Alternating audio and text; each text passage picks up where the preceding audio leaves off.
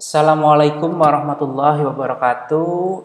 Selamat siang, pagi, siang, sore ya teman-teman. Kita ketemu lagi di kuliah ergonomika. Jadi pada kesempatan kali ini kita akan mencoba belajar ya mengenai perancangan tas ya atau aktivitas terkait penanganan material secara manual.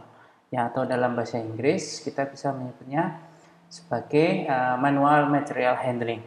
Ya, sebelum kita membahas mengenai apa itu manual material handling ya, mungkin kita perlu sedikit ya melihat data mengenai gangguan otot rangka yang terjadi pada pekerja.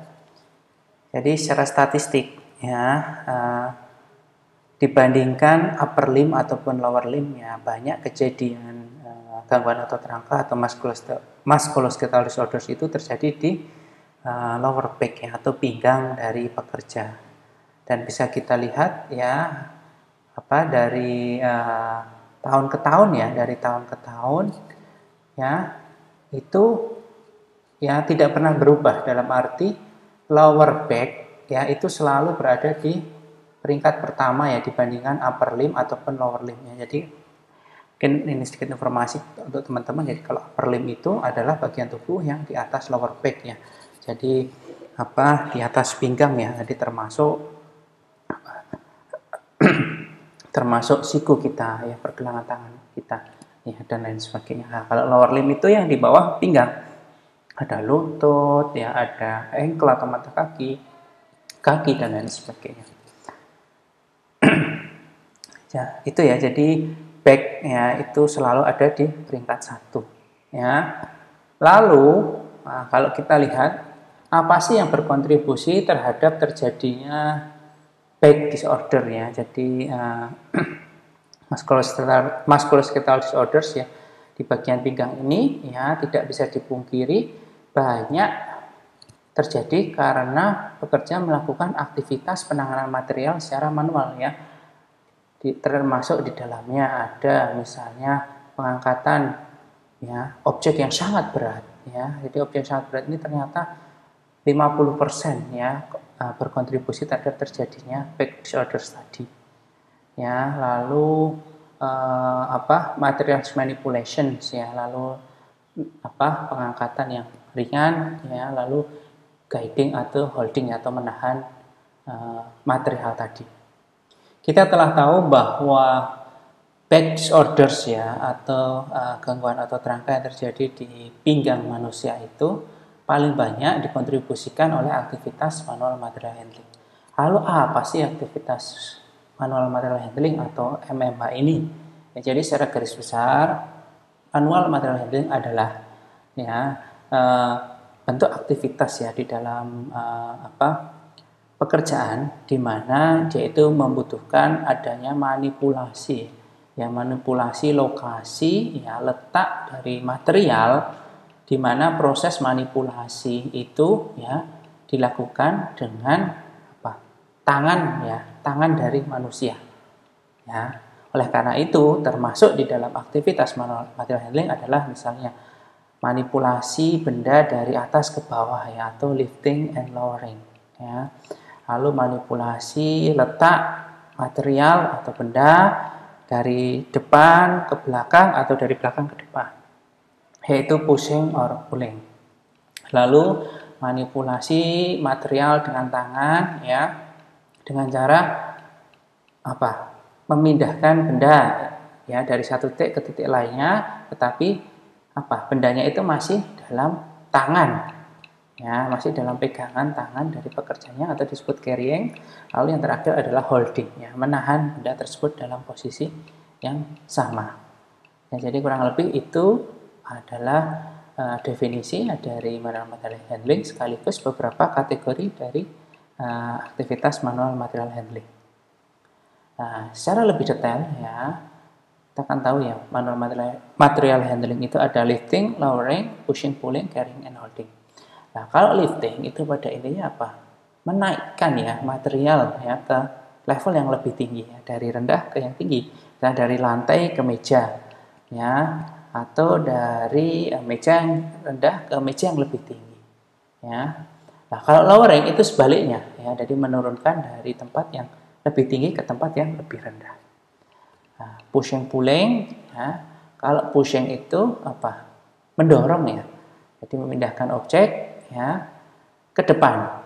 Ya, kalau pulling itu ke belakang ya, ke arah apa? Ke arah pekerja yang melakukannya.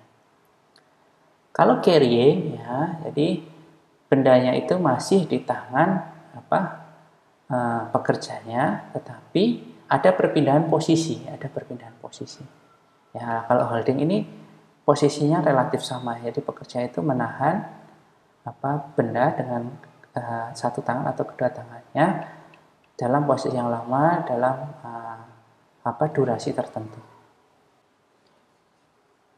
Lalu pertanyaan besar selanjutnya adalah kenapa ya back disorders ya atau gangguan otot rangka ya di pinggang atau nyeri pinggang itu banyak disebabkan oleh aktivitas penanganan material secara manual ya atau MMH, manual material handling.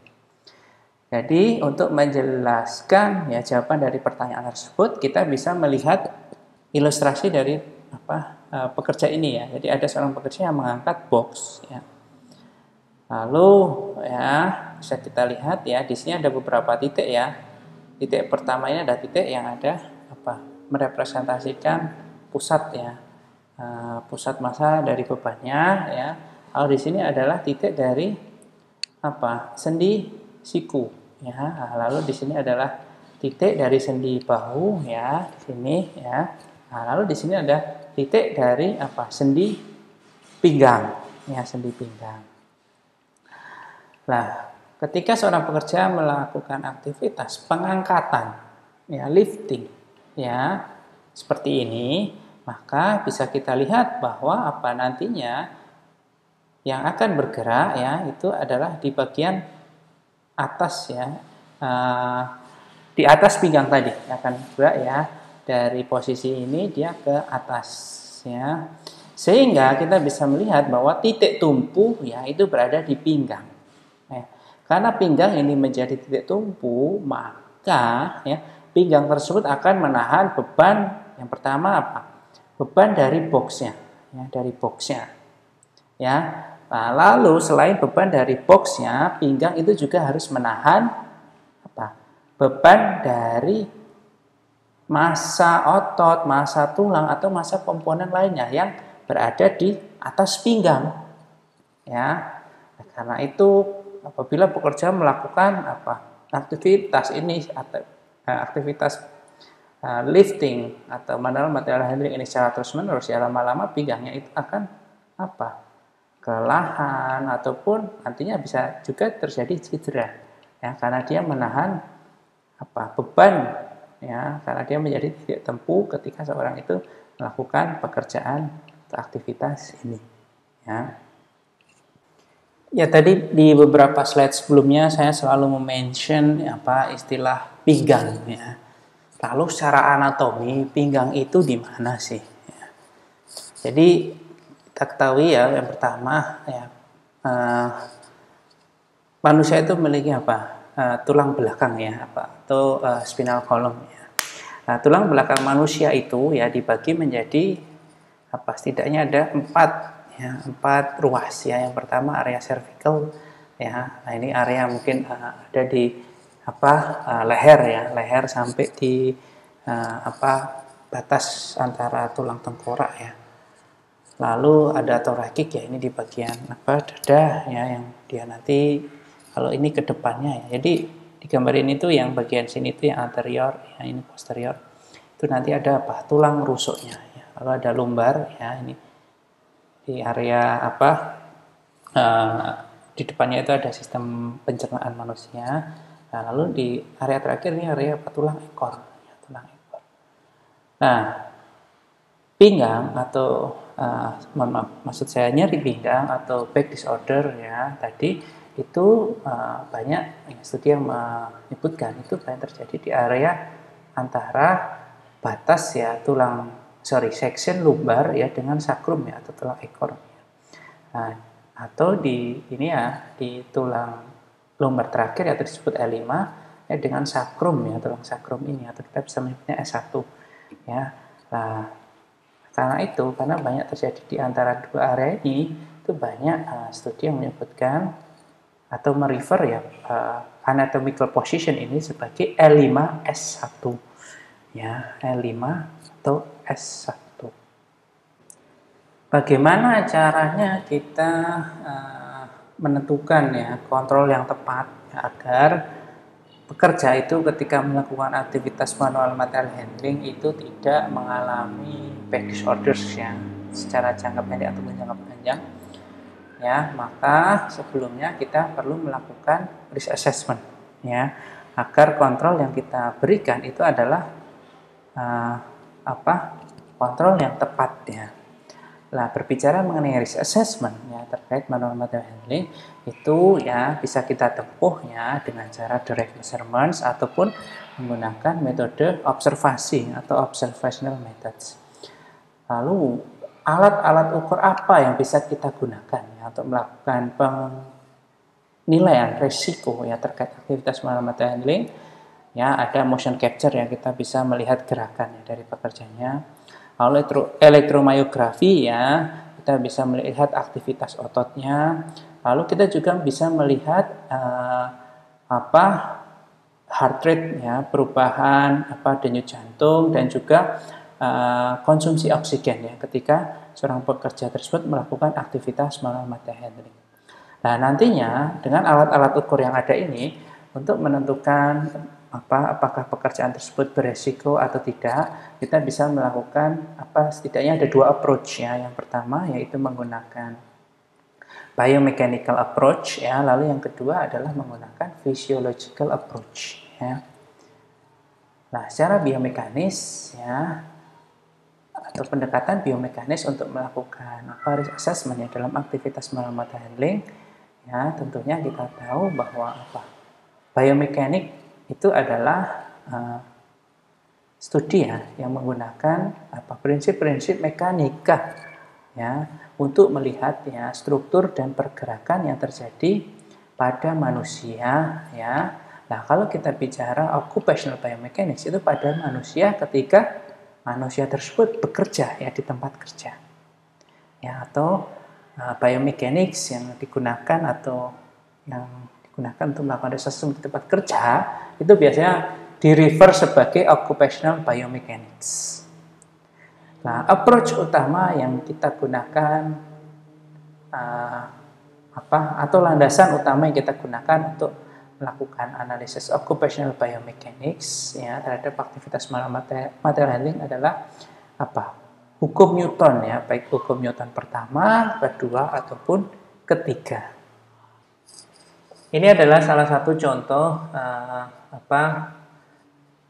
assessment resiko terkait aktivitas manual material handling dengan pendekatan biomekanika. Jadi semisal kita ingin tahu gaya yang terjadi ya akibat seseorang, maksudnya gaya dan momen yang terjadi akibat seseorang mengangkat box ya dengan berat tertentu.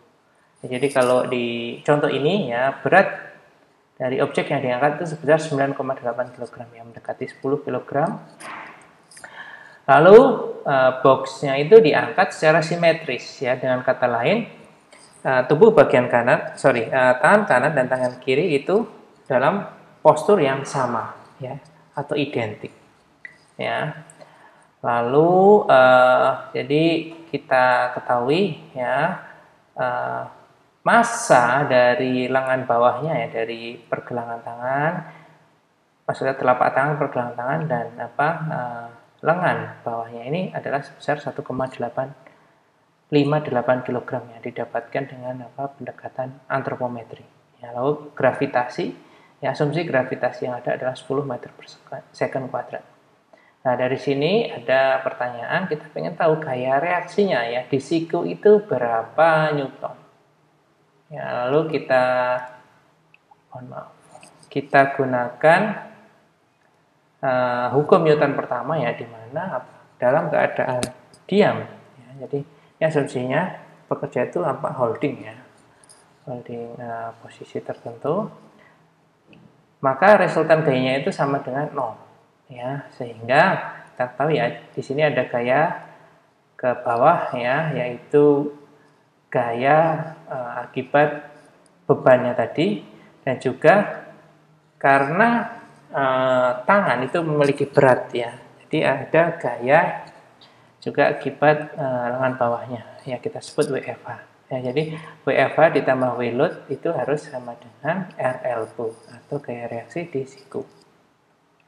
Kalau kita masukkan semua persamaannya, lalu kita ketemu ya gaya reaksinya itu adalah sebesar 64,8 Newton ya. Karena dia gaya reaksi, maka dia akan berlawanan dengan apa? Gaya dari bebannya tadi dan juga gaya dari lengan bawahnya. Nah, selain gaya reaksi, kita perlu tahu juga momen reaksinya. Ya, jadi kita ketahui karena ada lengan ya, lengan momennya ya. Dalam arti di sini lengan momennya. Kalau tidak ada momen reaksi yang menahan, maka tangan ini ya dia akan turun ya, karena ada beban ya, akan turun berlawanan dengan arah jarum jam. Tetapi karena ada momen reaksi yang menahan tadi, maka dia tetap dalam posisi yang seimbang ya, setimbang. Nah, kita perlu tahu berapa ya momen reaksi yang menahan agar dia itu tetap dalam posisi yang sama. Ya, di sini ada beberapa informasi tambahan, yaitu panjang ya dari ini ya, pusat massa dari bebannya hingga pusat dari sikunya ya, pusat sendi sikunya. Lalu di sini ada juga jarak dari pusat massa lengan bawahnya sampai ke titik pusat siku ya. Nah, lalu kita gunakan ya hukum Newton yang sama ya, dan kita ketahui momen adalah perkalian antara gaya ya dikalikan dengan lengan momen. Ya, kita masukkan persamaannya, lalu kita ketahui momen reaksi di siku ya, yang menjaga agar lengan bawahnya ini tetap dalam posisi yang sama ketika mengangkat beban 9,8 kg tersebut adalah sebesar 20,113 Nm ya, dan arahnya itu searah dengan jarum jam. Nah, biasanya kita akan muncul pertanyaan ya, karena kita bicara asesmen resiko, maka kan ada pertanyaan, apakah momen ini aman atau tidak? Ya, lah selanjutnya untuk menentukan aman tidak, kita perlu melihat ya. Jadi ada data ya yang sudah dipublikasikan yang menunjukkan bahwa momen yang mampu ditahan ya oleh sekelompok orang ya, populasi itu seperti apa ya. Kalau misalnya momen ini itu secara persentil ya, teman-teman ingat konsep antropometri, mampu misalnya dia berada di persentil 95 ya, artinya 95% orang dari populasi itu mampu melakukan, maka kita bisa mengatakan aman ya. Tetapi kalau dia itu misalnya hanya mampu dilakukan oleh orang yang sangat sedikit ya, misalnya 20% orang, 50% orang, nah tentunya kita bisa mengconsider atau menentukan bahwa beban yang diangkat ini beresiko ya, karena hanya mampu diangkat oleh tidak banyak orang ya. Jadi ini salah satu approach yang bisa kita gunakan ketika kita bicara risk assessment pada aktivitas manual material handling. Nah, seperti saya sebutkan di awal ya, bahwa ketika kita menggunakan direct measurements ya, dengan alat ukur yang bermacam-macam tadi, misalnya ada motion capture, electromyography, VO2 measurement, lalu heart rate, kita juga bisa menggunakan pendekatan fisiologi ya untuk menentukan bahwa pekerjaan tersebut berisiko atau tidak. Ya, jadi kita bisa memasang elektroda ya di beberapa otot, lalu kita lihat ya aktivitas ototnya itu seperti apa. Ya, lalu kita juga bisa melihat muscle fatigue-nya, apakah dengan mengangkat dengan postur tertentu, beban tertentu, frekuensi tertentu, dia itu menjadi cepat lelah. Maksud saya ototnya, kalau misalnya ada indikator-indikator aktivitas otot yang memang tidak baik, maka kita perlu melakukan modifikasi. Selain itu kita juga bisa melihat heart rate ya, denyut jantung, perubahan denyut jantung ya, dan juga oxygen consumption ya. Kalau aktivitas manual material handling itu misalnya ya memerlukan konsumsi oksigen yang sangat tinggi ya, dengan kata lain dia akan membuat bekerja cepat lelah ya, sehingga aktivitas tersebut mungkin tidak pas ya untuk dilakukan dalam waktu yang lama, misalnya 8 jam ya, atau satu shift kerja. Ya, dari sini kita juga bisa mengconsider bahwa aktivitas tersebut mungkin ya sebenarnya perlu ada perbaikan. Ya, ini sedikit ilustrasi physiological approach yang bisa kita tempuh ketika kita melakukan penilaian risiko terhadap aktivitas manual material handling. Nah, selain metode direct measurements, kita tahu ada observational methods ya. Terkait dengan risk assessment ya, untuk aktivitas manual material handling dengan metode observasi ya, kita bisa menggunakan beberapa checklist atau metode ya, diantaranya ada NIOSH lifting equation, lalu ada ACGIH lifting PLB, lalu ada SNOOP push and pull tables, Ohio PWC lifting guidelines, lalu ada MAC ya, atau manual handling assessment charts. Ya, jadi banyak sekali sebenarnya metode lain yang juga bisa digunakan. Nah, namun pada kuliah ini kita akan belajar lebih detail bagaimana kita menggunakan NIOSH lifting equations. Nah, saya tidak akan menjelaskan ya bagaimana penggunaannya, tapi teman-teman bisa melihat ya video yang telah dibuat atau pre-recorded lectures yang dibuat oleh Mbak Zahwa. Ya, jadi teman-teman bisa mengaksesnya di Google Classroom yang mengenai bagaimana kita menggunakan NIOSH lifting equation untuk melakukan risk assessment pada aktivitas manual material handling.